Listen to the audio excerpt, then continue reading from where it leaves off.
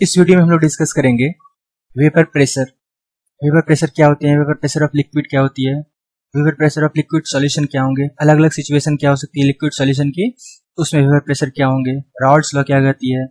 फिर हम लोग न्यूमेरिकल्स देखेंगे ऑन रॉल्ड्स लॉ, और फिर रिलेशन मतलब कि क्या रिलेशन होता है रॉल्ड्स लॉ और हेनरीज लॉ में, ठीक है ना। उसके बाद हम लोग देखेंगे, फिर टाइम मिलेगा तो ideal and non ideal solution के बारे में। तो वेपर प्रेशर को समझने से पहले कुछ टर्म्स क्लियर होने चाहिए, जैसे कि एक चीज होता है वेपोराइजेशन और एक चीज होते हैं इवेपोरेशन। वेपोराइजेशन और इवेपोरेशन में क्या डिफरेंस है? वेपोराइजेशन और इवेपोरेशन,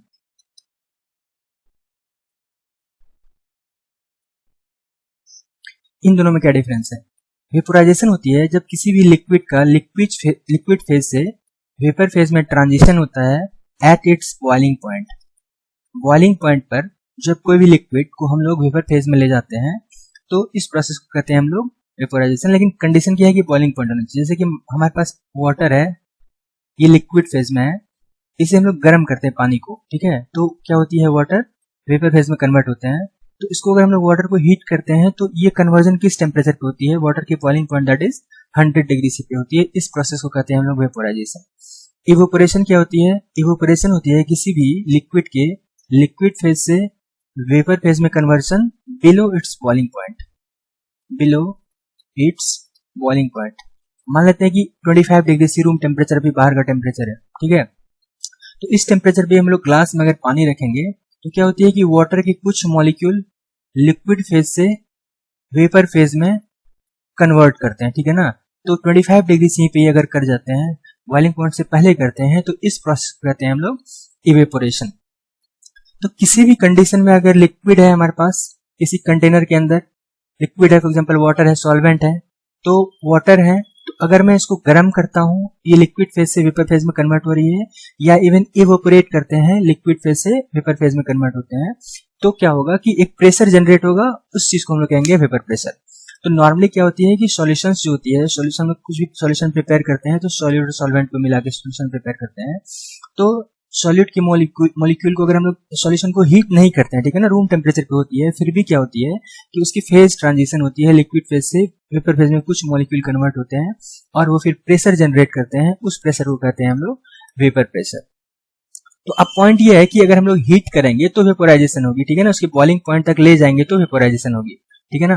तो क्या होता है कि कई बार हम लोग हीट नहीं करते हैं फिर भी मतलब कि मॉलिक्यूल इवेपोरेट करते हैं, कई बार नहीं, मतलब most of the time always, ठीक है, कुछ मॉलिक्यूल होती है। तो इवेपोरेट कौन सी चीज करते हैं, किस चीज का इवेपोरेशन होता है? मान लेते हैं कि हमारे पास एक लकड़ी का कोई टुकड़ा है, तो मैं इसको रूम टेम्परेचर पे रख दूंगा, तो क्या ये करेंगे इवेपोरेट? ये इवेपोरेट नहीं करेंगे, ठीक है ना। लेकिन मैं पानी को रख देता हूँ, पानी इवेपोरेट करते हैं। तो ऐसा क्या होता है कि पानी इवेपोरेट करते हैं और ये लकड़ी का टुकड़ा इवेपोरेट नहीं कर रहा है? इसका रीजन ये है कि इवेपोरेशन उस चीज का होता है जो चीज वोलेटाइल होते हैं, ठीक है ना। वोलेटाइल सब्सटेंस का इवेपोरेशन होता है, ठीक है। तो वोलेटिलिटी क्या होती है? वोलेटाइल कौन से चीज होते हैं? तो वोलेटाइल ऐसे सब्सटेंस होते हैं जो कि इवेपोरेट कर जाएं आसानी से रूम टेम्परेचर को, पर उस सब्सटेंस को कहते हैं हम लोग वोलेटाइल सब्सटेंस, ठीक है ना। तो ये क्या होती है? ये ऐसे सब्सटेंस होते हैं, सब्सटेंस दैट इवेपोरेट्स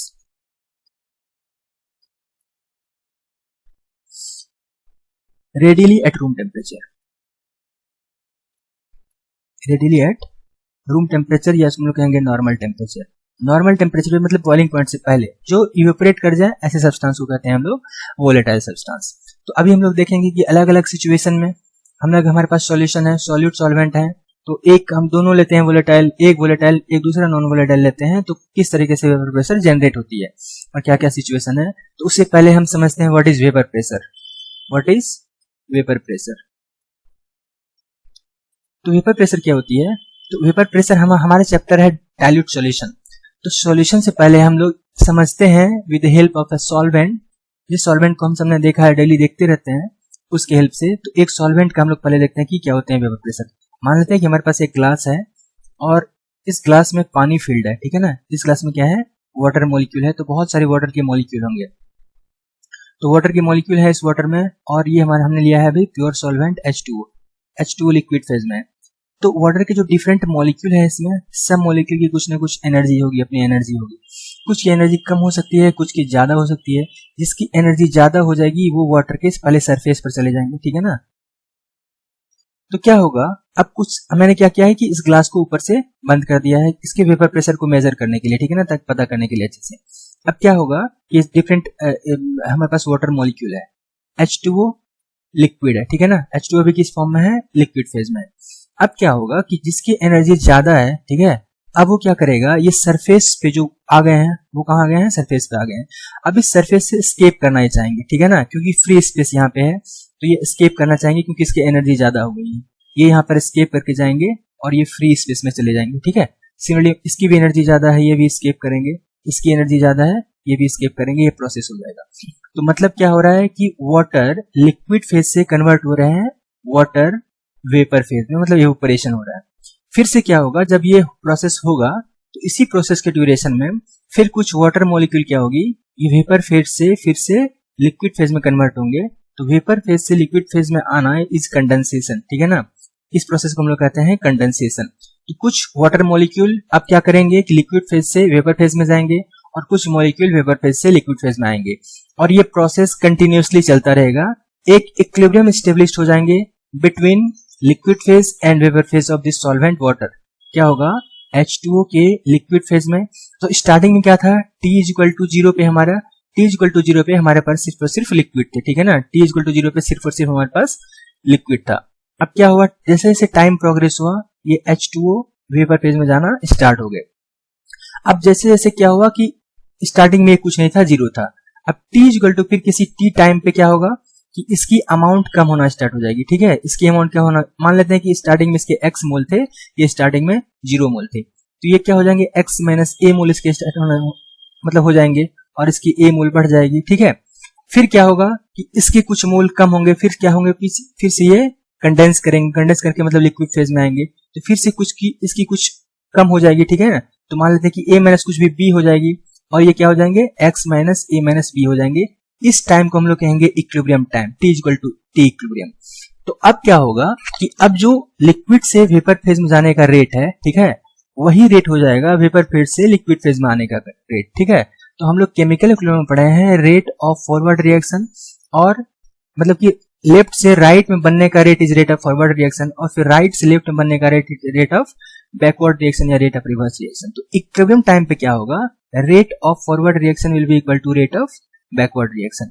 तो जिस टाइम पर rate of forward reaction is equal to rate of reverse reaction, उस टाइम को हम लोग कहते हैं कि हमारा सिस्टम इक्विलिब्रियम में आ गया है, ठीक है, हमारा रिएक्शन इक्विलिब्रियम में आ गया है। तो ये सिस्टम क्या होगा, एक टाइम के बाद इक्विलिब्रियम में आ जाएंगे। मतलब कि इक्विलिब्रियम का मतलब क्या हो गया कि rate of vaporisation will be equal to rate of condensation. ये F क्या हो गया, रेट ऑफ वेपोराइजेशन। RF को हम लोग कहेंगे rate of vaporisation, sorry rate of evaporation, ठीक है ना। वेपोराइज यहाँ पे नहीं कर रहे हैं, इवेपोरेट कर रहे हैं, रूम टेम्परेचर पे हो रही है ये प्रोसेस, क्या हो रही है, रूम टेम्परेचर पे हो रही है। तो रेट ऑफ इवेपोरेशन, ठीक है ना, rate of evaporation, this will be equal to rate of condensation, rate of condensation. तो जिस टेम्परेचर पे rate of vaporisation will be equal to rate of condensation, उस समय को हम लोग कहेंगे कि हमारा सिस्टम इक्विलिब्रियम में आ गया है, ठीक है। तो इक्विलिब्रियम के समय में जो ये वेपर मॉलिक्यूल कुछ इसके अंदर है, ठीक है ना, कुछ वेपर मॉलिक्यूल है, ये कंटेनर के वॉल के पर यूनिट एरिया पे जो फोर्स अप्लाई करेगी, ठीक है, उस फोर्स को हम लोग कहेंगे प्रेशर। एंड कैसे प्रेशर, किसके द्वारा प्रेशर जनरेट हो रही है, वेपर प्रेशर के द्वारा हो रही है। तो that pressure will be called vapour pressure, ठीक है। हम जानते हैं कि प्रेशर इज इक्वल टू होते हैं force per unit area, pressure is equal to force per unit area. तो कंटेनर के वॉल के पर यूनिट एरिया पे जो वेपर फोर्स अप्लाई करेगी at the time of equilibrium, that pressure will be called vapour pressure, right. तो अगर vapour pressure का definition हमसे पूछा जाए तो मैंने जितने टर्म्स यहाँ पे डिस्कस किए हैं सारे टर्म्स को आप अपने वर्ड्स में लिख दो, उसको हम लोग कहेंगे वेपर प्रेशर, ठीक है। तो क्या कहेंगे हम लोग, तो कहेंगे आप जैसे भी इसको वर्ड्स में देना चाहें, हम लोग कहेंगे इसको द प्रेशर जनरेटेड बाय या फोर्स अप्लाइड ऑन पर यूनिट एरिया, जो भी कह सकते हैं, प्रेशर जनरेटेड बाय वेपर, ठीक है ना। तो अभी मैं वाटर लिया हूं तो कहूंगा कि वाटर वेपर। अगर मैं कुछ भी दूसरा सॉल्वेंट लूंगा तो उसके वेपर, या कोई सॉल्यूशन होगा तो सॉल्यूशन का वेपर, ठीक है। तो अभी मैं क्या कर रहा हूँ, वेपर, वेपर जिस चीज की बात होगी उस चीज की, ठीक है। वेपर ऑफ एनी लिक्विड, ठीक है, वेपर ऑफ एनी लिक्विड या वेपर ऑफ सॉल्यूशन, अगर सॉल्यूशन रहेगा तो सॉल्यूशन का वेपर ऑफ सॉल्यूशन, या वाटर है तो vapour of solvent water on the wall of container, ठीक है, eight the time of equilibrium. ये लिखना जरूरी है क्योंकि इक्विलिब्रियम के समय में ये सब जब होगा तो उसको हम लोग वेपर प्रेशर कहेंगे। स्टार्टिंग में जो रहेगा उसको वेपर प्रेशर नहीं कहेंगे। At the time of equilibrium, at the time of equilibrium या at equilibrium, this will be called vapour pressure. Pressure generated by vapour of solution on the wall of container, ठीक है ना, wall of container at the time of equilibrium, at equilibrium, this is called vapour pressure. तो यहाँ पे आप ध्यान रखिए कि अगर हम सॉल्यूशन ले रहे हैं तो सॉल्यूशन वेपर, आगे हम देखेंगे कि सॉल्यूशन वेपर प्रेशर जनरेट करेगी। तो अभी हमने क्या लिया है, वाटर लिया है, तो हम लिखेंगे बाय वाटर वेपर या बाय वेपर ऑफ वाटर, ठीक है, eight the time of equilibrium, this is called vapour pressure. तो ये है कंसेप्ट ऑफ वेपर प्रेशर। तो वेपर प्रेशर कौन सी चीज का वेपर प्रेशर हो जाएगा रूम टेम्परेचर पे, तो वेपर प्रेशर उस चीज का होगा जो वोलेटाइल है, उस चीज का वेपर प्रेशर होगा। अगर मैं किसी कंटेनर के अंदर कंकड़ रख दूं, पत्थर रख दूं, ठीक है, हम एक ग्लास लेते हैं, इसमें क्या करते हैं, सिर्फ और सिर्फ पत्थर है, तो ये पत्थर वेपर प्रेशर जनरेट नहीं करेंगे, ठीक है, पत्थर का वेपर प्रेशर नहीं होगा। लेकिन हम लोग ऐसे सब्सटेंस लेंगे, कोई ऐसे सॉलिड भी लेंगे जो कि रूम टेम्परेचर पे इवेपोरेट करते हैं, तो उसका वेपर प्रेशर होगा। तो ऐसा जरूरी नहीं है कि ऑलवेज लिक्विड ही होना चाहिए वेपर प्रेशर के लिए, सॉलिड भी अगर इवेपोरेट कर सकते हैं रूम टेम्परेचर पे तो उसका भी वेपर प्रेशर होगा, ठीक है। तो ये है concept of vapour pressure. But हमें सिर्फ वेपर प्रेशर नहीं पढ़ना है 12th क्लास में। सिलेबस क्या है, सिलेबस है vapour pressure of liquid solution. हम क्या पढ़ रहे हैं, liquid solution, dilute solution and colligative properties. तो हमें क्या पढ़ना है, हमें पढ़ना है वेपर प्रेशर ऑफ सॉल्यूशन। तो देखिए हमने कहा था vapour pressure of liquid solution में पढ़ना है। कैसा सॉल्यूशन, लिक्विड सॉल्यूशन टॉपिक हमारा है, ठीक है ना। चैप्टर का नाम है vapour pressure liquid solution, liquid solution का पढ़ना है। तो हमने देखा था कि लिक्विड सॉल्यूशन 3 सिचुएशन में जनरेट हो सकती है। सिचुएशन ए हो सकते हैं जब हम डिसॉल्व करेंगे गैस को लिक्विड में, सिचुएशन सेकेंड हो सकती है जब हम लोग डिसॉल्व करेंगे लिक्विड को लिक्विड में, और थर्ड सिचुएशन हो सकती है जब हम लोग डिसॉल्व करेंगे सॉलिड को लिक्विड में। इन 3 सिचुएशन में वेपर प्रेशर हो सकती है और मुझे एनालाइज करना है। फर्स्ट हमने ऑलरेडी इसके बिहेवियर के बारे में पढ़ लिया, जब हम लोग गैस को लिक्विड में डिसॉल्व करते हैं, ये हमने पढ़ा था हेनरीज लॉ वगैरह, ठीक है ना। तो उसमें क्या होती है इफेक्ट, तो ये हम पढ़ लिए हैं। तो अभी हमें डिस्कस करना है vapour pressure of liquid in liquid and vapour pressure of solid in solid.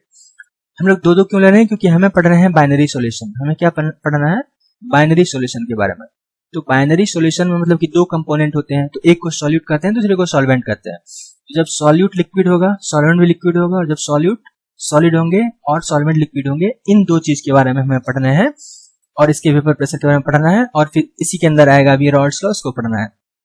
तो मैं अभी क्या कर रहा हूँ, इसको बी कर रहा हूँ, इसको सी, तो मतलब इसको हम लोग कहते हैं फर्स्ट नंबर 1, इसको कहते हैं नंबर 2, इनके बारे में पढ़ना है। तो मैं फर्स्ट हेडिंग दे रहा हूँ vapour pressure of liquid solution. First heading हमारा क्या है, vapour pressure of liquid solution. First हम पढ़ रहे हैं vapour pressure of liquid solution. Liquid solution मतलब सॉल्यूट भी लिक्विड है और सॉल्वेंट भी लिक्विड है। हमने एक सॉल्यूशन प्रिपेयर किया है, उसका वेपर प्रेशर हम पढ़ रहे हैं, ठीक है। तो हम फिर क्या करते हैं कि एक ग्लास लेते हैं, ठीक है, ये मेरा ग्लास है। इस ग्लास में मैं क्या कर रहा हूँ, दोनों चीज ऐड कर रहा हूँ, सॉल्यूट भी ऐड कर रहा हूँ। बाइनरी सॉल्यूशन है, मतलब हमारे पास क्या है, सॉल्यूट है और क्या है, सॉल्वेंट है। सॉल्यूट भी लिक्विड है, सॉल्वेंट भी लिक्विड है, एंड बोथ आर वोलेटाइल, मतलब दोनों इवेपोरेट करते हैं। दोनों क्या करते हैं, बोथ आर वोलेटाइल, दोनों वोलेटाइल है, दोनों इवेपोरेट करते हैं। तो मैं लिक्विड को अभी स्फीयर से ऐसे रिप्रेजेंट कर रहा हूं, और सॉल्यूट को स्फीयर से रिप्रेजेंट कर रहा हूं, और सॉल्वेंट को ऐसे क्यूब से रिप्रेजेंट कर रहा हूं, ठीक है। तो समझने में आसानी हो इसलिए। तो क्या है कि हमने सॉल्यूशन प्रिपेयर किया, तो हमारे पास दोनों चीज होंगे, हमारे पास सॉल्यूट भी होंगे, सॉल्वेंट भी होंगे, सॉल्वेंट भी होंगे, डिपेंड करता है कि हम लोग किस रेशियो में ले रहे हैं, बट होंगे तो दोनों चीज, ठीक है। तो दोनों चीज होंगी। मतलब इसका पिक्चर हम लोग बना लेते हैं। तो अब क्या होगा, दोनों चीज होंगे, और कुछ की एनर्जी कम होगी, कुछ की एनर्जी ज्यादा होगी। जिसकी ज्यादा होगी वो क्या होंगे, सरफेस पर आ जाएंगे। जिस पार्टिकल्स की एनर्जी ज्यादा होगी वो सरफेस पे आ जाएंगे। यहाँ पे सरफेस है हमारा, और हमने क्या किया है कि इस कंटेनर को, इस वॉल को बंद कर दिया है। अब क्या होगी कि दोनों की एनर्जी ज्यादा होगी, ठीक है ना, दोनों की एनर्जी ज्यादा होगी, तो दोनों स्केप करेंगे एयर में, दोनों एयर में स्केप करेंगे, मतलब दोनों लिक्विड फेज से वेपर फेज में जाएंगे, और यहाँ पे चले गए वेपर फेज में, ठीक है। और फिर क्या होगी, कुछ मॉलिक्यूल फिर यहाँ नीचे भी आएंगे, फिर कुछ ऊपर भी जाएंगे। एक समय आएगा जब rate of condensation will be equal to rate of evaporation, तो सिस्टम क्या आ जाएगी, इक्विलिब्रियम में आ जाएगी, ठीक है। लिक्विड से वेपर में जाने का फेज, वेपर से लिक्विड में आने का समय, इक्विलिब्रियम विल बी एस्टेब्लिश्ड। अभी क्या हो जाएगा, एक equilibrium will be established between liquid and vapour phase. Liquid phase में और वेपर फेज में एक इक्विलिब्रियम एस्टेब्लिश हो जाएगा। तो अब हमें कुछ समझना है, कुछ कैलकुलेशन करना है, कुछ आगे होने वाला है, ठीक है। तो हम लोग मानते हैं कि लेट P1 इज, हम लोग क्या मानते हैं कि P1 मानते हैं this is partial vapour pressure of solute. तो दोनों के पार्शियल प्रेशर होंगे, ठीक है ना। अगर दो कंपोनेंट है, दोनों की वेपर है, तो दोनों की अपनी अपनी पार्शियल प्रेशर होगी। जैसे कि हम लोग मतलब कि आप लोग पढ़े होंगे गैसियस स्टेट में Dalton's law of partial pressure. तो हमारे पास अगर दो या दो से ज्यादा कंपोनेंट होते हैं तो ईच कंपोनेंट की अपनी एक पार्शियल प्रेशर होती है, ठीक है। तो अभी हमारे पास क्या है, अभी हमारे पास दो लिक्विड की वेपर है, दोनों की अपनी अपनी पार्शियल प्रेशर होगी, सॉल्यूट के भी सॉल्वेंट के भी। तो हम लोग मानते हैं P1 को मानते हैं this is partial vapour pressure of solute, और हम लोग मानते हैं कि P2 को partial vapour pressure of solvent, ऐसा हमने मान लिया। और हम लोग मानते हैं PT this is total vapour pressure of solution, this is total vapour pressure of solution. ऐसा हम इसलिए मान रहे हैं कि आप कुछ भी मान सकते हो, ABCD, कैलकुलेशन में आसानी हो, और एक फॉर्मूला आएगा और उसको याद करने में आसानी हो, ठीक है, वो इजीली याद हो जाए, उसको रटना नहीं पड़ ज्यादा। अब यहाँ पे एक हमें लॉ पढ़ना है, उसको कहते हैं राउल्ट्स लॉ। राउल्ट्स ने कुछ कहा था, उसके बेसिस पे कुछ कैलकुलेशन होगी, उसके बेसिस पे फिर न्यूमेरिकल्स होंगे, ठीक है। तो अब पढ़ना है हमें राउल्ट्स लॉ, राउल्ट्स लॉ, ठीक है, सॉरी स्पेलिंग इसकी होगी RAULT, राउल्ट्स लॉ। तो राउल्ट ने क्या कहा, राउल्ट ने कहा कि अगर हमारे पास कोई सॉल्यूशन है, उसकी अगर मान लेते हैं कि दो कंपोनेंट हैं, दोनों लिक्विड है और दोनों वोलेटाइल हैं, ठीक है, तो partial pressure of each component solution के जो होंगे वो डायरेक्टली प्रोपोर्शनल होंगे उसके मोल फ्रैक्शन के, ठीक है ना। मतलब क्या है कि हमारे पास दो कंपोनेंट है, सॉल्यूट और सॉल्वेंट, दोनों लिक्विड है, तो partial pressure of solute that is P1 हमने लिखा है, this is directly proportional to its mole fraction x1। बात क्लियर है ना, partial pressure of solute first component will be directly proportional to its mole fraction x1। यहाँ पे P1 क्या है, P1 is partial pressure of vapour pressure हमने यहाँ पे लिखा है, और x1 क्या है, x1 है जो हमने सॉल्यूशन बनाने से पहले सॉल्यूट के मोल डाले हैं और सॉल्वेंट के भी मोल डाले हैं, तो उसमें उसका फ्रैक्शन, ठीक है। मोल फ्रैक्शन हम ऑलरेडी जानते हैं क्लास 11 से।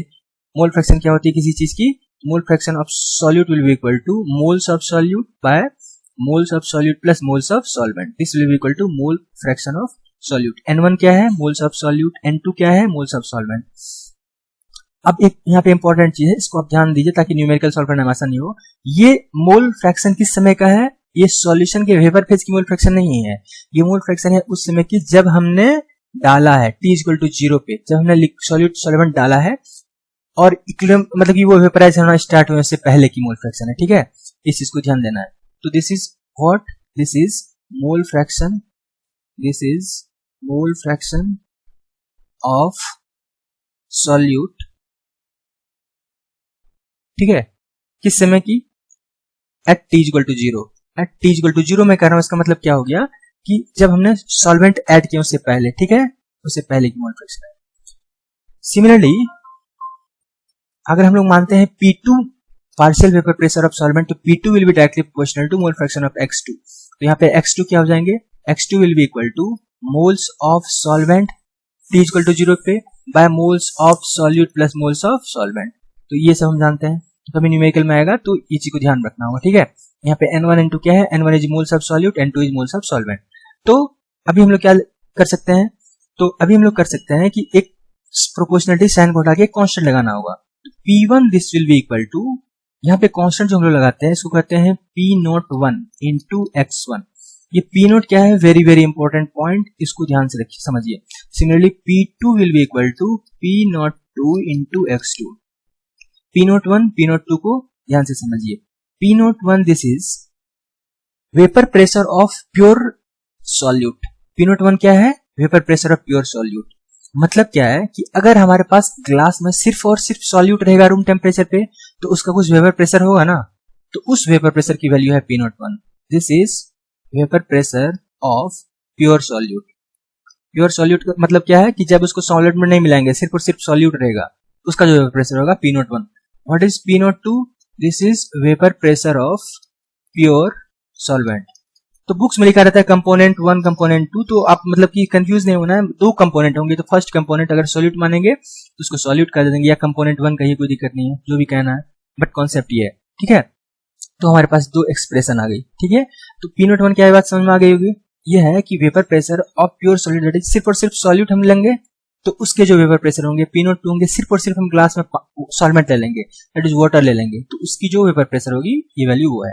तो राउल्ट्स लॉ को हमें वर्ड्स में लिखना है, तो कैसे लिखना है इसी चीज को जो मैंने मैथमेटिकल एक्सप्रेशन लिखा है इसी को लिख देंगे वर्ड्स में, तो उसको हम लोग कहेंगे राउल्ट्स लॉ। तो राउल्ट्स ने क्या कहा, राउल्ट ने कहा for a solution of volatile liquids, हमें भी लिक्विड सॉल्यूशन पढ़ रहे हैं तो इसके बारे में राउल्ट्स ने पहले कहा था। ये क्या कहा था कि for a solution of volatile liquids, for a solution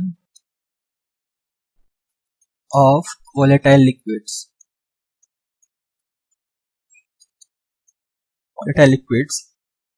the partial vapor pressure of each component, the partial vapor pressure, P1 क्या है, P1 is partial vapor pressure, this is partial vapor pressure of solute, and P2 is partial vapor pressure of solvent, that is second component binary solution का partial vapor pressure of each component, ठीक है ना, partial vapor pressure of each component, each volatile component,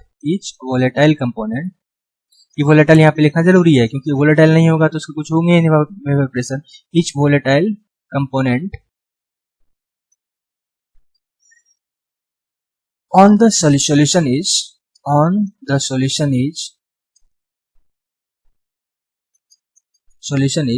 directly proportional to its mole fraction, directly proportional to its mole fraction,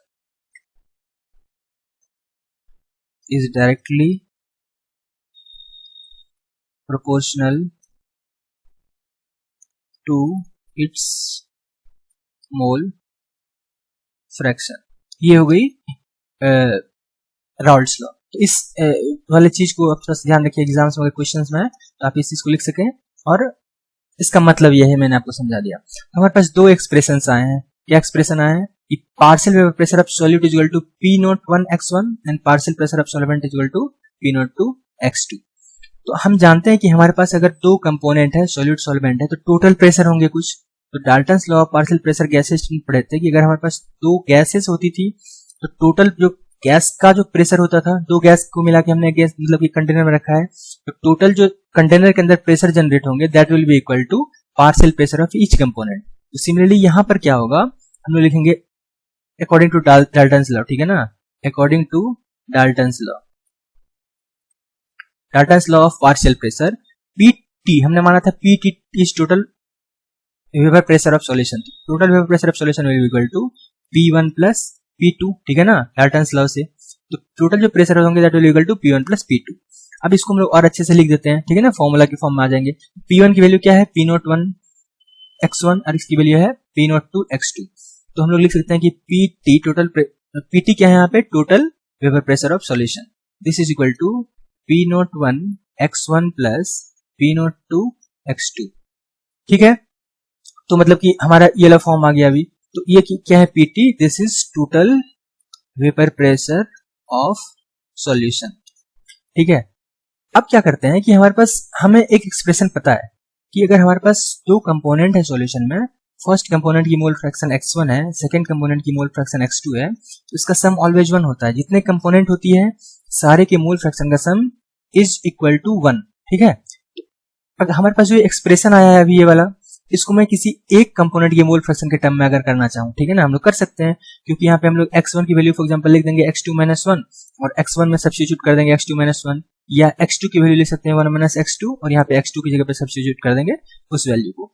तो total जो solution की हमारी vapour pressure है उसको हम लोग एक कंपोनेंट के टर्म्स में कर सकते हैं। कैसे? यहाँ पे हम लोग लिखेंगे x1 this is equal to 1 - x2, ये रिलेशन हमें पता है, तो अभी x1 की जगह पे इस वैल्यू को सब्स्टिट्यूट कर देते हैं हम लोग, तो एक अच्छा सा फॉर्मूला आ जाएगा, ठीक है। इसका मतलब total vapour pressure of solution PT this will be equal to P01 और x1 की जगह पे हम लोग लिखते हैं 1 - x2 प्लस P02 x2, ठीक है।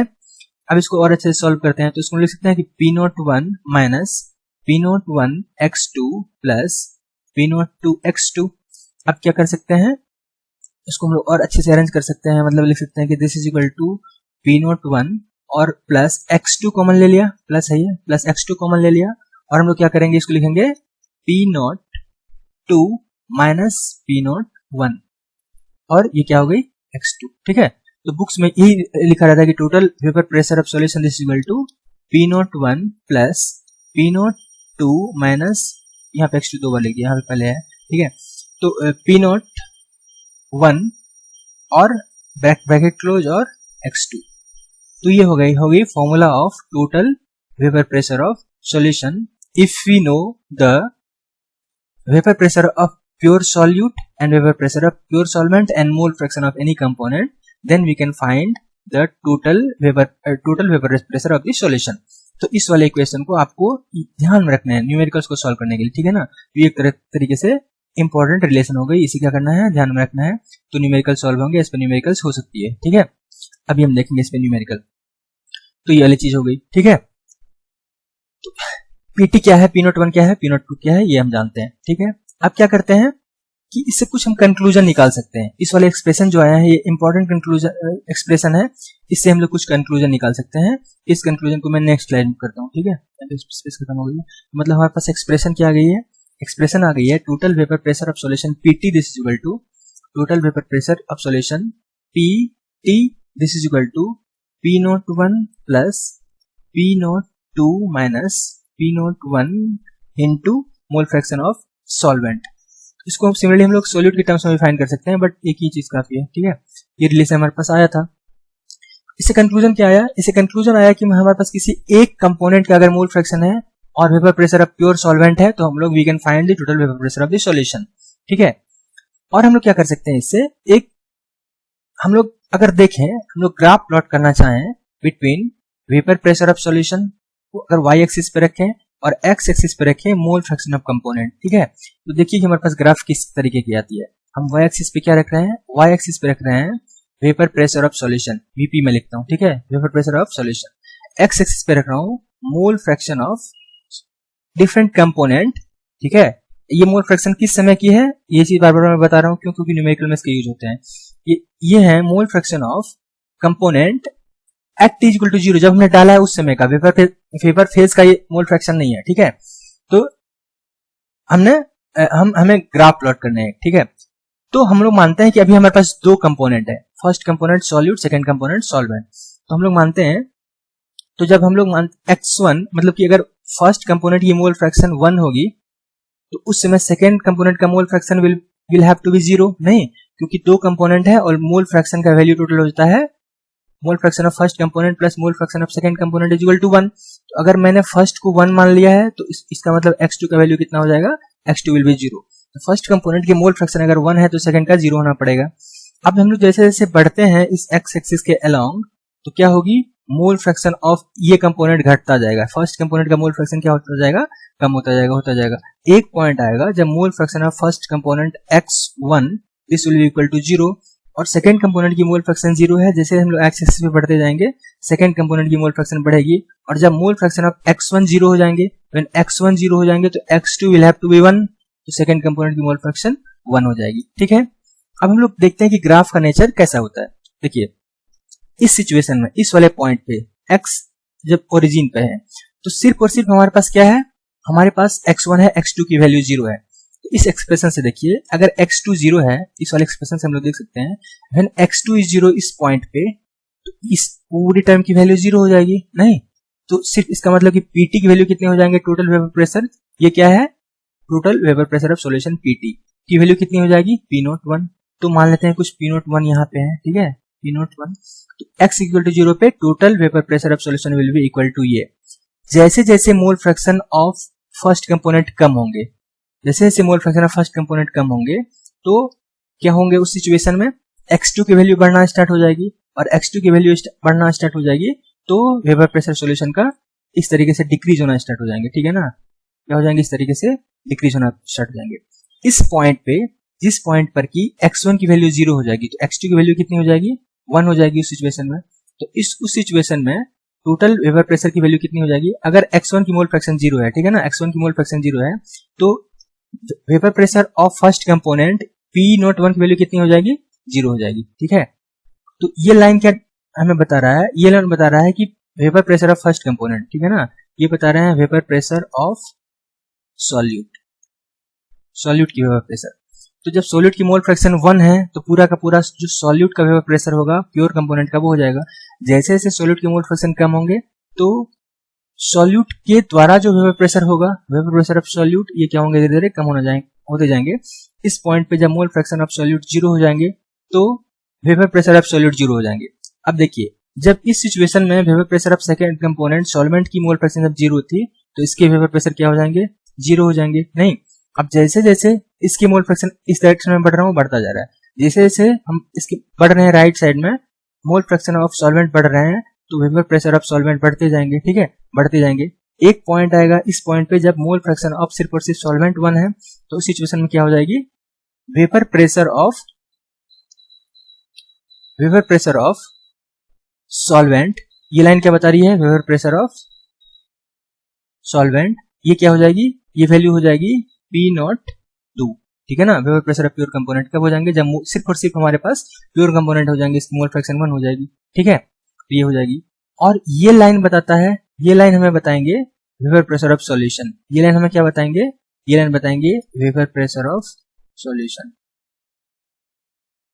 दैट इज पी टी, ठीक है, ये लाइन क्या बताएंगे, वेपर प्रेशर ऑफ सॉल्यूशन। तो ये ग्राफ हो गई, ठीक है। तो ये ग्राफ क्या है, इसका मतलब समझ में आना चाहिए, ठीक है ना। तो ये बताती है, मतलब ये कब होगा, जब मैं इस वैल्यू को ऐड करूंगा, तो इस पर्टिकुलर मोल फ्रैक्शन के करस्पॉन्डिंग वेपर प्रेशर का सॉल्यूशन इतना आएगा। जब मैं किस पर्टिकुलर पॉइंट पे x की किसी वैल्यू के लिए मोल फ्रैक्शन ऑफ, मान लेते हैं कि यहाँ पे x1 x2 कुछ है, तो वेपर प्रेशर ऑफ सॉल्वेंट की वैल्यू कुछ होगी, सॉल्यूट की वैल्यू कुछ होगी, ऐड करेंगे तो टोटल सॉल्यूशन का वेपर प्रेशर इतना होगा। सिमिलरली इस पॉइंट पे इस दोनों को ऐड करेंगे, वैल्यू इतना हो जाएगी। तो जैसे जैसे अब ये वैल्यू ऐसे क्यों बढ़ रहा है, ऐसे क्यों बढ़ रहा है, हम लोग ने माना है कि हम मानते हैं कि जो solvent is more volatile than solute, हम लोग क्या मानते हैं, solvent is more volatile than solute. If solvent is more volatile than solute, it means when the mole fraction of solvent is 1, it will have more vapor pressure in its pure form than that of the vapor pressure of solute, ठीक है ना। इसलिए ये value थोड़ा सा upward है। तो अगर सॉल्यूट ज्यादा वोलेटाइल होंगे तो ये इसका नेचर कुछ ऐसा हो जाएगा, इसकी वैल्यू यहाँ पे आ जाएगी, इसकी वैल्यू यहाँ पे आ जाएगी, और इसका नेचर ऐसा हो जाएगा, ठीक है। अभी हम लोग मान लेते हैं कि सॉल्वेंट ज्यादा वोलेटाइल है, इसलिए इसका नेचर ऐसा हो गया। तो आई होप कि आप ग्राफ्स को समझे होंगे। अब देखिए इस पे न्यूमेरिकल कैसे आएंगे, डाल्टन्स लॉ, सॉरी राल्ट्स लॉ पे, ठीक है। तो एक एक्सप्रेशन हमने पढ़ा है कि partial pressure of solute this is equal to partial pressure of pure solute P01, है ना, P1 is equal to P01 plus into mole fraction of solute into mole fraction of solute, तो that is x1। और एक expression पढ़ा है कि P2 is equal to mole partial vapour pressure of solvent is equal to P02 into mole fraction of solvent, ये T equal to 0 पे है, ठीक है। तो एक एक्सप्रेशन हमें ये पता है, P1 हमें पता है कि vapour pressure of solute, and P2 हमें पता है कि वेपर प्रेशर ऑफ सॉल्वेंट, ये दो रिलेशन हमें पता है। एक और रिलेशन हमें याद रखना होगा, इन दोनों रिलेशन को मिला के हमें क्वेश्चंस आ सकते हैं और इस पे, और इसी टाइप कुछ क्वेश्चंस आ सकती है। तो क्या मानना होगा हमें कि according to Dalton's law of partial pressure, according to Dalton's law of partial pressure, partial vapour pressure of first component that is P1, this will be equal to mole fraction of solute partial vapor pressure of solute will be equal to mole fraction of solute in the vapor phase, very important point, vapor phase into total pressure of solution PT, ठीक है। ये expression, ये क्या है, इसमें Dalton's law of partial vapour pressure of solute, ठीक है ना, partial vapour pressure that is vapour pressure of solute, मतलब ये P1 ये P1 सेम चीज है। Y1 is mole fraction of solvent, mole fraction of solvent in vapour phase, sorry solute, किस चीज का है, सॉल्यूट का, वन है इसका मतलब solute, of solute in vapour phase में, ठीक है ना, वेपर फेज में। ये बहुत इंपॉर्टेंट पॉइंट है कि जब वेपर, इसका मतलब कि जब सॉल्यूशन बन गया, सॉल्यूशन के बनने के बाद कुछ अमाउंट ऑफ सॉल्यूट इवोपरेट करेंगे, कुछ अमाउंट ऑफ सॉल्वेंट इवोपरेट करेंगे, तो इवोपरेट जब कर गए तो वेपर फेज में जो वेपर है हमारे पास उस टाइम पे जो मोल फ्रैक्शन होगा सॉल्यूट का उसको Y1 हम लोग कहेंगे, and PT is total vapour pressure of solution, this is total vapour pressure of solution, ठीक है। तो ये रिलेशन हो गई, ठीक है। और सिमिलरली हम लोग लिखेंगे कि vapour pressure of solvent P2 will be equal to mole fraction of solvent in vapour phase Y2 into total pressure PT, ठीक है। सेकेंड रिलेशन ये हो गई। तो यहाँ पे P2 सेम है and Y2 is mole fraction of solvent in vapour phase and PT is total vapour pressure. तो इस रिलेशन को, इस रिलेशन से इस रिलेशन को, इन रिलेशन को मिला के क्वेश्चंस आ सकते हैं हमारे पास, ठीक है। जैसे कि फॉर एग्जांपल एनसीईआरटी में भी क्वेश्चंस दिए हुए हैं, मैं इस क्वेश्चन को ले रहा हूँ, ठीक है। आई होप कि आपको ये रिलेशन समझ में आया होगा। इसमें क्या डिफरेंस है, इसमें P01 तो समझ में आ रहा है ना कि ये vapour pressure of pure solute, vapour pressure of pure solvent, P1 is same है, partial vapour pressure of solute, partial vapour pressure of solvent. X1 है मोल फ्रैक्शन ऑफ सॉल्यूट कब, T इक्वल टू 0 पे, जब डाला है उसी समय की, ठीक है ना, जब सॉल्यूशन प्रिपेयर नहीं हुआ है। और यहाँ पे Y1 क्या है, वेपर फेज में जब सॉल्यूशन बन गया है उस वेपर फेज में सॉल्यूट की मोल फ्रैक्शन, एंड Y2 है mole fraction of solvent in vapour phase, this is mole fraction of solvent in vapour phase, ठीक है। तो देखिए कि दोनों रिलेशन को मिला के क्वेश्चन कैसे हो सकती है। जैसे कि ये क्वेश्चन है एनसीईआरटी का, ठीक है, ये क्वेश्चन है एनसीईआरटी का, इसको लोग सॉल्व करने की कोशिश करते हैं। क्वेश्चन क्या है कि वेपर प्रेशर ऑफ CH-Cl3 जिसको कहते हैं क्लोरोफॉर्म, और and vapour pressure of CH2Cl2, ठीक है, this is called dichloromethane at a given temperature are this much of mm of Hg, 200 mm of Hg and 415 mm of Hg respectively. मतलब इसकी vapour pressure की value ये है और इसकी vapour pressure की वैल्यू, सॉरी इसकी वेपर प्रेशर की वैल्यू ये है और इसकी वेपर प्रेशर की वैल्यू ये है, ये दिए हुए हैं। फर्स्ट पार्ट ऑफ क्वेश्चन में क्या कर रहे हैं, calculate vapour pressure of solution prepared by mixing. अब हमें क्या पूछ रहा है, PT, हमें क्या पूछ रहे हैं, total vapour pressure of solution that is PT if we mix by mixing, मतलब T इक्वल टू 0 का दिया हुआ है, ठीक है ना, इक्विलिब्रियम का नहीं दिया है। T इक्वल टू 0 पे इतने ग्राम CH-Cl3 है एंड इतने ग्राम ये है। इसे हम लोग क्या निकाल सकते हैं, X1 X2 निकाल सकते हैं, ठीक है, इसे हम लोग X1 X2 निकाल सकते हैं, ये Y1 Y2 के लिए नहीं है। तो हमें फाइंड करना है PT टोटल प्रेशर, टोटल हमें फाइंड करना है वेपर प्रेशर ऑफ सॉल्यूशन। जिसका फॉर्मूला हम लोग क्या जानते थे, P01 plus P02 minus P01 into X fraction of second component that is solvent यहाँ पे, ठीक है, ये रिलेशन हमें पता है। तो P01 की वैल्यू यहाँ पर कितनी है, वाला कंपोनेंट हम लोग मानते हैं CH-Cl3 का, इसका वैल्यू है 200 mm of Hg।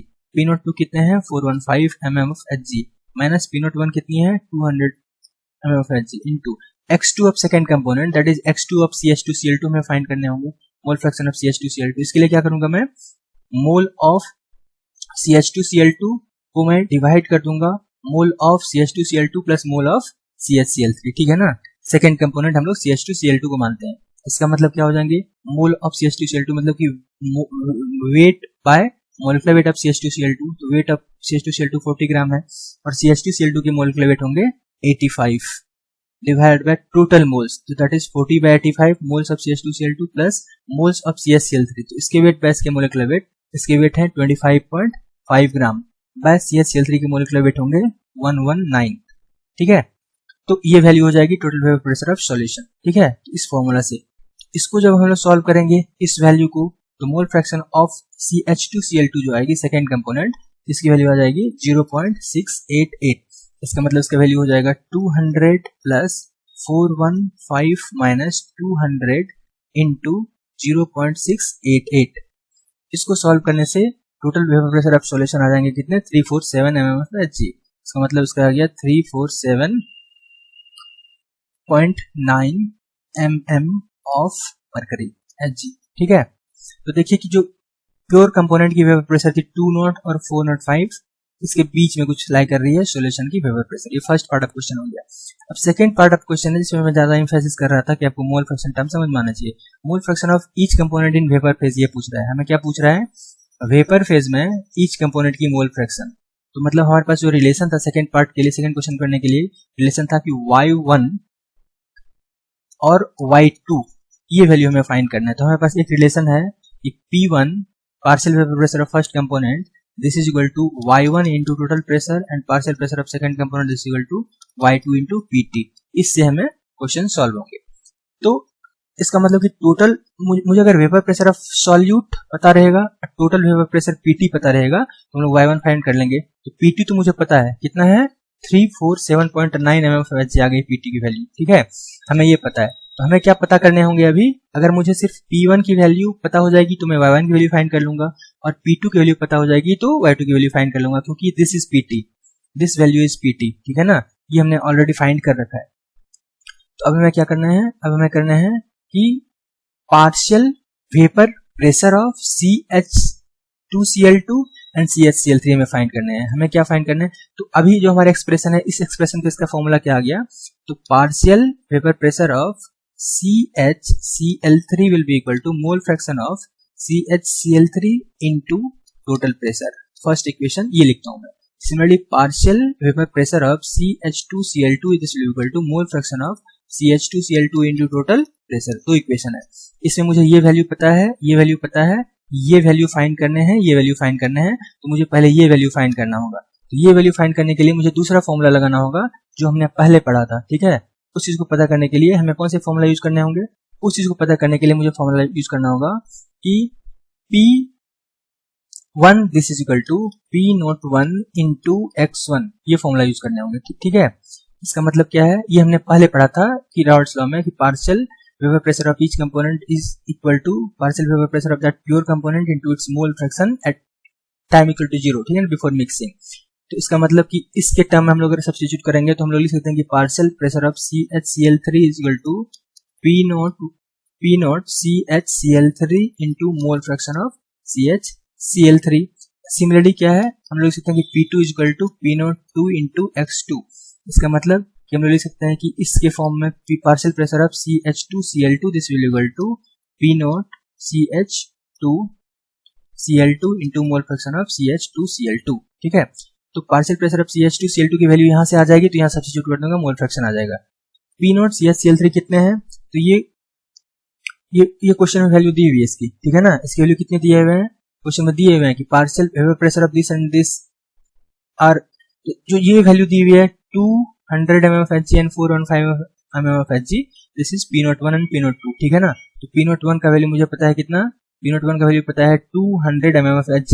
यहाँ पे मैं क्या सब्स्टिट्यूट करूंगा, 200 mm of Hg into mole fraction of CHCl3 कितने होंगे, तो CHCl3 हमारा फर्स्ट कंपोनेंट है। CHCl3 हमारा क्या है अभी, this is first component, CHCl3 is first component. तो सेकंड कंपोनेंट की CH2Cl2 की मोल फ्रैक्शन है, this is mole fraction of CH2Cl2। इसका मतलब mole fraction of CHCl3 will be equal to 1 minus 0.688, इसकी वैल्यू आ जाएगी 0.312। मोल फ्रैक्शन ऑफ CHCl3 में लेना 0.312 and mole fraction of CH2Cl2 लेना है मुझे 0.688। ठीक है, ये वैल्यू यहाँ हमने फाइंड कर रखा है, तो इसका मतलब हमें सब्स्टिट्यूट कर मल्टीप्लाई कर देना है इनटू 0.312, तो वैल्यू आ जाएगी, इसकी वैल्यू आ जाएगी 62.4 mm ऑफ Hg। सिमिलरली इसकी वैल्यू आ जाएगी partial vapour pressure of CH2 is equal to partial vapour pressure of CH2Cl2, ये क्वेश्चन में दिया हुआ है 415। ठीक है, 415 इंटू सी मोल फ्रैक्शन है 0.688, इसको सॉल्व करेंगे वैल्यू आ जाएगी 285.5 mm ऑफ Hg। ठीक है, अब ये वैल्यू को इस वैल्यू को हमें सब्स्टिट्यूट कर देना है यहाँ पे और यहाँ पे हमें फाइंड कर लेने हैं y1 और यहाँ पर और y1 y2 की वैल्यू फाइंड कर लेना है। तो हम लिखते हैं फ्रॉम इक्वेशन 1, फर्स्ट इक्वेशन से हम लोग क्या लिख सकते हैं कि फर्स्ट इक्वेशन से हम लोग लिख सकते हैं कि partial pressure of CHCl3 this is equal to mole fraction of CHCl3 into total pressure. Total pressure का वैल्यू हमने कितना फाइंड किया है, इसका मतलब इसका वैल्यू कितना फाइंड किया है 62.4 this is equal to mole fraction of CHCl3 में फाइंड करना है इनटू टोटल प्रेशर हमने कितना फाइंड किया है, टोटल प्रेशर हमने फाइंड किया है 347.9 347.9 इसका मतलब mole fraction of CHCl3 will be equal to 62.4 by 347.9। इसको सॉल्व करेंगे, ये मोल फ्रैक्शन आ जाएगी। सिमिलरली हम लोग सेकंड इक्वेशन से लिखेंगे। सेकंड इक्वेशन हमारा क्या था, यहाँ पर partial pressure of CH2Cl2 will be equal to mole fraction of CH2Cl2 into Pt। तो क्या लिखेंगे, पार्शियल प्रेशर, मैं सीधे लिखता हूँ, ठीक है, एक ही चीज को 5 बार लिखने की जरूरत नहीं है। इस इक्वेशन को मैं यहाँ पे लिखता हूँ, पार्शियल प्रेशर ऑफ CH2Cl2, ये हमने कितना वैल्यू फाइंड किया है 285.5, ये क्वेश्चन में हमने यहाँ पे फाइंड किया, ठीक है ना। तो इसका मतलब कि 285 this is equal to mole fraction of CH2Cl2 y CH2Cl2 into total pressure, ये हमने फाइंड किया है 347.9, इसे में फाइंड करना है y CH2Cl2, ठीक है। इस तरीके से क्वेश्चंस हो जाएंगे। अब नेक्स्ट पार्ट है क्वेश्चन का, नेक्स्ट पार्ट है कि हमने फर्स्ट में देखा था कि हमारे पास थे क्या, हमारे पास थे कि vapour pressure of solid in solid. अभी हमें देखते हैं कि vapour pressure of solution when solid is dissolved in liquid, ठीक है, vapour pressure of solid in liquid solution. Solid को जब हम लोग लिक्विड में डिसॉल्व करते हैं, तो अभी मानते हैं कि हमारा सॉलिड जो है, this solid this is solute है, और लिक्विड जो है ये है सॉल्वेंट है, और सॉल्यूट मानते हैं हम लोग नॉन वोलेटाइल है, ठीक है। सॉल्यूट क्या मानते हैं, नॉन वोलेटाइल है, और सॉल्वेंट मानते हैं हम लोग क्या है, वोलेटाइल है। ऐसे सिचुएशन में जो कंपोनेंट वोलेटाइल होगी, ठीक है, वो कंपोनेंट के कारण वेपर प्रेशर होंगे, और जो नॉन वोलेटाइल होंगे उसके कारण वेपर प्रेशर नहीं होंगे। इसके एग्जांपल क्या हो गए, जैसे कि हम लोग ग्लूकोज को जब वाटर में मिलाएंगे, ठीक है ना, ग्लूकोज इन H2O, तो ग्लूकोज जब हम मिला रहे हैं तो ये सॉलिड फॉर्म में है, ये लिक्विड फॉर्म में है। जो सॉल्यूशन मिलेगी तो ग्लूकोज जो होती है दिस इज नॉट वोलेटाइल, ये वोलेटाइल नेचर नहीं होती है, तो वेपर प्रेशर सिर्फ और सिर्फ वाटर के कारण होते हैं। जैसे कि मान लेते हैं कि हम लोग NaCl नमक को वाटर में डालते हैं, तो नमक is not, NaCl is not volatile, इसके कारण वेपर प्रेशर जनरेट नहीं होगी। तो ऐसे सिचुएशन में क्या होगी, तो मान लेते हैं कि हमारे पास कंटेनर में हमने लिया है एक कोई सॉल्वेंट, ठीक है, कंटेनर में हमने सॉल्वेंट लिया है, तो सॉल्वेंट मान लेते हैं कि H2O लिया है, this is liquid, H2O liquid है, इसको मैं स्फीयर से दिखा रहा हूँ, और हमने लिया है कोई सॉल्यूट, फॉर एग्जांपल NaCl, इसको मैं सॉलिड लिया हूँ, इसको मैं स्क्वायर से दिखा रहा हूँ, ठीक है। तो हमारे पास क्या होंगे, स्क्वायर भी होंगे, स्फीयर भी होंगे, सारे चीज होंगे, ऐसे करके n नंबर होगा। और क्या होंगे, सरफेस पे, सरफेस के ऊपर कुछ सॉल्यूट होंगे, ठीक है ना, कुछ सॉल्वेंट होंगे, कुछ सॉल्यूट होंगे, कुछ स्फीयर होंगे, कुछ स्क्वायर होंगे, इस तरीके की कुछ होगी, ठीक है। वोलेटाइल क्या है, स्फीयर वाला है, तो वो अभी स्केप कौन सी चीज करेंगे, सिर्फ वाटर मॉलिक्यूल स्केप करेंगे एयर में, सिर्फ ये स्केप करेंगे, और फिर से यहाँ पर जाएंगे, इसमें से कुछ कंडेंस करेंगे, ठीक है। और एक समय आएगा जब इसके बीच में इक्विलिब्रियम बने एस्टेब्लिश होगा, ठीक है ना। अब एक चीज यहाँ पे ध्यान देने की जरूरत है, इस सरफेस का जो एरिया था, इस सरफेस के एरिया के कुछ एरिया को कवर कर रखा है NaCl ने, जो कि वोलेटाइल नहीं है, ठीक है ना, नॉन वोलेटाइल NaCl ने कुछ एरिया को कवर कर रखा है।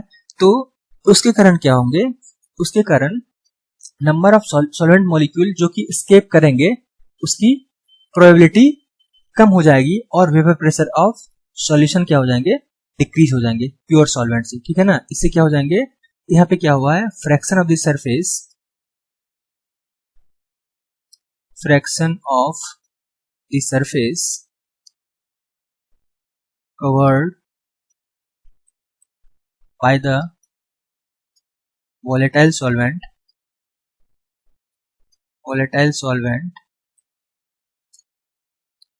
molecule reduce हो गया है, ठीक है ना, molecule is reduced, कम हो गया है, क्यों, क्योंकि कुछ सरफेस एरिया को नॉन वोलेटाइल सॉल्यूट ने कवर कर रखा है।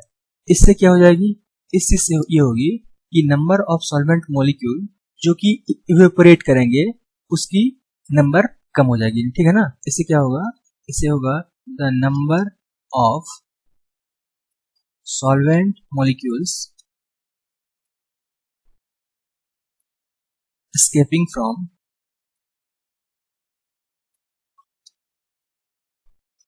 the surface is reduced. Surface is reduced. इससे क्या हो जाएंगे? Vapour pressure of solution will be less than vapour pressure of pure solvent. इसी होगा vapour pressure of solution will be less than vapour pressure of pure solvent. ये point ध्यान रखना है. तो अभी हम लोग मानते हैं let P1 this is vapour pressure of solvent. क्या मानते हैं? Vapour pressure of solvent in solution.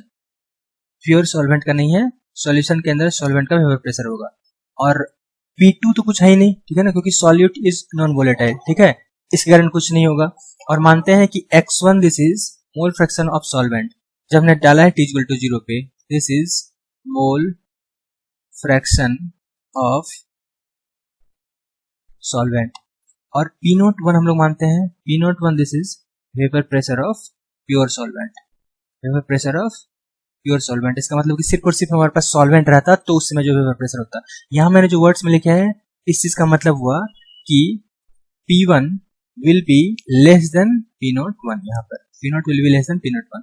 क्यों? क्योंकि कुछ एरिया को नॉन वोलेटाइल सॉल्यूट ने ऑक्यूपाई कर रखा है. तो राउल्ट्स लॉ से हम लोग क्या लिख सकते हैं? According to Raoult's law, Raoult's law से हम लोग लिख सकते हैं कि P1 will be directly proportional to x1. ठीक है ना. उसी तरीके से तो P1 को हम लोग क्या लिख सकते हैं? This equal to P01 into x1. मतलब partial vapour pressure of solvent in solution will be equal to partial vapour pressure of pure solvent into mole fraction of solvent. ठीक है. तो इससे क्या हो जाएगा? इससे ये वैल्यू हो गई और ये P1 की वैल्यू जो हो जाएगी अभी, this P1 will be equal to what? This P1 will be equal to PT. यही P1 क्या हो जाएंगे? Total vapour pressure of solution. जो vapour pressure of solvent will be equal to, यहाँ पे P1 will be equal to PT. क्यों? क्योंकि solute तो है ही नहीं, दूसरा कंपोनेंट वोलेटाइल नहीं है, उसका कंट्रीब्यूशन कुछ नहीं होगा. तो सॉल्यूट के कारण जो मोल होंगे vapour pressure, that will be equal to total vapour pressure of solution. अभी अगर मैं ग्राफ प्लॉट करना चाहूँ जैसे मैंने वहां पे किया था, तो अभी कोई लफड़ा नहीं है, सिर्फ एक ही कंपोनेंट हमारे पास है, सॉल्वेंट. तो मैं y एक्सिस पे रख रहा हूँ किस चीज को? वेपर प्रेशर को. और x एक्सिस पे रख रहा हूँ मोल फ्रैक्शन को. तो जब सॉल्वेंट की मोल फ्रैक्शन को मैं कर रहा हूँ, फॉर एग्जांपल कुछ भी कहता हूँ कि x is mole fraction of solvent, यहाँ पे कह देते हैं सीधे सीधे मोल फ्रैक्शन ऑफ सॉल्वेंट. जब मोल फ्रैक्शन ऑफ सॉल्वेंट 0 होंगे, सिर्फ मतलब सॉल्वेंट नहीं रहेगा, सिर्फ सॉल्यूट रहेगा, तो उस समय सॉल्यूशन का वेपर प्रेशर कुछ नहीं होगा. ठीक है, दैट इज सॉल्वेंट की वेपर प्रेशर कुछ नहीं होंगे. जब 1 होगी इसकी वैल्यू, मतलब कि सिर्फ और सिर्फ सॉल्वेंट रहेगा, तो ये वैल्यू ऐसे इंक्रीज करते जाएंगे. ठीक है. जब मोल फ्रैक्शन 1 होगी, सिर्फ और सिर्फ सॉल्वेंट होंगी, तो उसकी वैल्यू कितनी किसके बराबर हो जाएगी? इस वैल्यू को, इस पॉइंट को हम लोग कहेंगे P01. That is what is this P01? Vapour pressure of pure solvent. ठीक है. इसका ग्राफ इस तरीके से होगा. ये बहुत ही आसान है. अब नेक्स्ट पॉइंट आता है ideal solution and non ideal solution. लेकिन उससे पहले एक चीज है कि what is the relation between Raoult's law and Henry's law. ठीक है. Relation between Raoult's law and Henry's law. हम लोग कहते हैं कि राउल्ट लॉ जो है हेनरीज लॉ का स्पेशल केस है. ये कैसे है इसको देखते हैं, फिर नेक्स्ट वीडियो में हम लोग डिस्कस करेंगे difference between ideal and non ideal solution. क्या होते हैं आइडियल सॉल्यूशन और क्या होती है नॉन आइडियल सॉल्यूशन. तो अभी हमें देखना है कि राउल्ट्स लॉ हेनरीज लॉ के स्पेशल केस हैं कैसे. राउल्ट्स लॉ ये क्या है? This is special case of Henry's law. ये कैसे? हमने हेनरीज लॉ में क्या पढ़ा था? हमने हेनरीज लॉ से हम जानते हैं कि जब गैस को लिक्विड में डिसॉल्व करते हैं, उस समय हम लोग पढ़ते हैं गैस इन लिक्विड को जब डिसॉल्व करते हैं, तो हेनरीज लॉ उसके बारे में कुछ कहता है. एंड राउल्ट्स लॉ क्या कहते हैं? राउल्ट्स लॉ कहते हैं कि जब हम लोग डिसॉल्व करते हैं लिक्विड को लिक्विड में, तो उसके बारे में बताती है हमें राउल्ट्स लॉ. तो when liquid is dissolved in liquid, तो बताती है राउल्ट्स लॉ. तो हेनरीज लॉ क्या बताती थी कि गैस को जब हम लिक्विड में डिसॉल्व करते हैं तो solubility of gas depends upon the mole fraction of gas. ये क्या बताते थे कि solubility of gas depends upon the mole fraction of gas, mole fraction of gas. ठीक है, इसका मतलब क्या हो गया, इसका मतलब हम लिखते थे कि solubility of gas mole fraction of gas पे डिपेंड करते हैं और जो पार्शियल प्रेशर ऑफ गैस है वो मोल फ्रैक्शन पे डिपेंड करते हैं। तो partial pressure of gas this is directly proportional to mole fraction of gas. तो इसका मतलब कि सॉल्युबिलिटी ऑफ गैस अगर मोल फ्रैक्शन पे डिपेंड करती है तो सॉल्युबिलिटी ऑफ गैस जो है वो पार्शियल प्रेशर पे डिपेंड करती है। ठीक है ना, तो हेनरीज लॉ कहते हैं solubility of gas depends upon the partial pressure of gas that is mole fraction of the gas. ठीक है, तो partial pressure of the gas directly proportional होते हैं मोल फ्रैक्शन ऑफ गैस। इसका मतलब हम लोग साइन को हटा के partial pressure of gas sign को हटा के लिखते थे constant KH into mole fraction of gas. ठीक है ना, तो ये हेनरीज लॉ से हमारे पास एक्सप्रेशन आता है कि partial pressure of gas is equal to KH Henry's law constant into mole fraction of gas. और रॉल्स लॉ में अभी हमने क्या पढ़ा है कि partial pressure of gas is equal to mole fraction of gas into P01। दोनों expression same से लग रहा है ना, P is equal to constant into mole fraction of gas. यहाँ पे भी क्या आ गया, P is equal to a constant into mole fraction of component, same expression है।